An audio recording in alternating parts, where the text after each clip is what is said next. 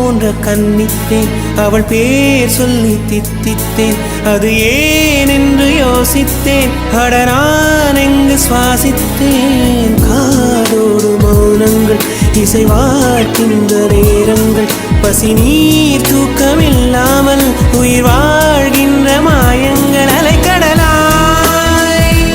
இருந்த மனம் துளி துளியாய்